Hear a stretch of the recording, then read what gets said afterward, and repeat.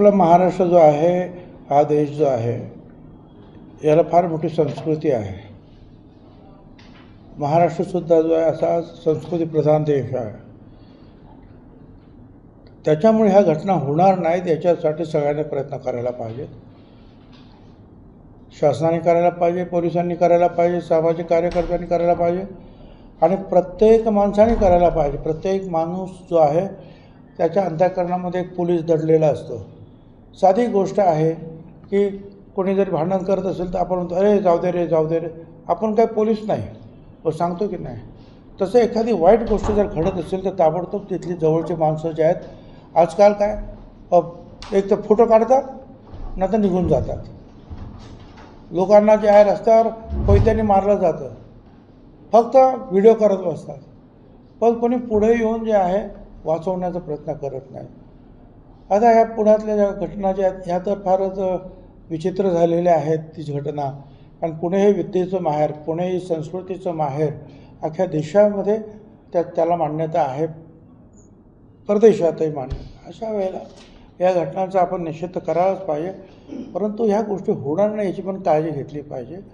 आणि अशा ज्या काही गोष्टी असतात, काही वर्षापूर्वी मुंबईमध्ये एक बंद पडलेल्या मिलमध्ये जे आहे अशी त्या उघडच होती, जागा मोकळी होती आणि तिकडेसुद्धा अशी एक घटना झाली.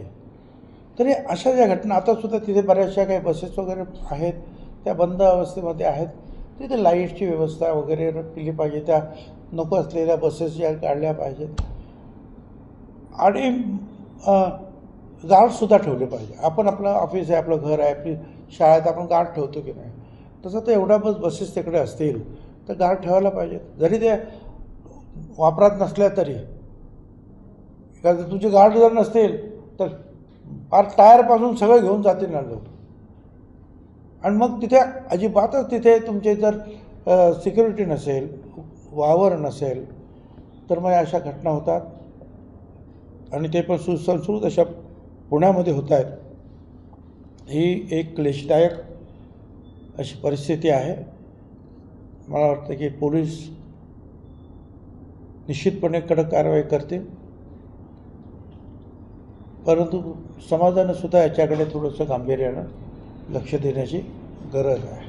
आपला महाराष्ट्र जो आहे हा देश जो आहे याला फार मोठी संस्कृती आहे. महाराष्ट्रसुद्धा जो आहे असा संस्कृतीप्रधान देश आहे. त्याच्यामुळे ह्या घटना होणार नाहीत याच्यासाठी सगळ्यांनी प्रयत्न करायला पाहिजेत.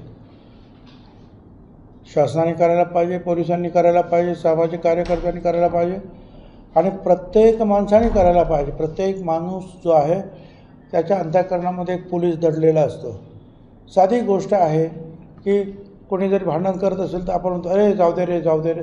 आपण काय पोलीस नाही, तो सांगतो की नाही. तसं एखादी वाईट गोष्ट जर घडत असेल तर ताबडतोब तिथली जवळची माणसं जे आहेत आजकाल काय एक तर फोटो काढतात नाही तर निघून जातात. लोकांना जे आहे रस्त्यावर कोयत्याने मारलं जातं, फक्त व्हिडिओ करत बसतात. पण कोणी पुढे येऊन जे आहे वाचवण्याचा प्रयत्न करत नाही. आता ह्या पुण्यातल्या ज्या घटना ज्या आहेत ह्या तर फारच विचित्र झालेल्या आहेत. तीच घटना, कारण पुणे हे विद्येचं माहेर, पुणे ही संस्कृतीचं माहेर, अख्ख्या देशामध्ये त्याला मान्यता आहे, परदेशातही मान्यता. अशा वेळेला या घटनांचा आपण निषेध करायलाच पाहिजे. परंतु ह्या गोष्टी होणार नाही याची पण काळजी घेतली पाहिजे. आणि अशा ज्या काही गोष्टी असतात, काही वर्षापूर्वी मुंबईमध्ये एक बंद पडलेल्या मिलमध्ये जे आहे अशी त्या उघडच होती, जागा मोकळी होती आणि तिकडेसुद्धा अशी एक घटना झाली. तरी अशा ज्या घटना आतासुद्धा तिथे बऱ्याचशा काही बसेस वगैरे आहेत त्या बंद अवस्थेमध्ये आहेत. तिथे लाईटची व्यवस्था वगैरे केली पाहिजे. त्या नको असलेल्या बसेस ज्या काढल्या पाहिजेत आणि गार्डसुद्धा ठेवले पाहिजे. आपण आपलं ऑफिस आहे, आपलं घर आहे, आपली शाळेत आपण गार्ड ठेवतो की नाही. तसं तर एवढ्या बसेस तिकडे असतील तर गार्ड ठेवायला पाहिजेत. जरी ते वापरात नसल्या तरी, कारण तुझे गार्ड जर नसतील तर फार टायरपासून सगळं घेऊन जातील ना लोक. आणि मग तिथे अजिबातच तिथे तुमचे जर सिक्युरिटी नसेल, वावर नसेल तर मग अशा घटना होतात आणि ते पण सुसंस्कृत अशा पुण्यामध्ये होत आहेत. ही एक क्लेशदायक अशी परिस्थिती आहे. मला वाटतं की पोलीस निश्चितपणे कडक कारवाई करतील,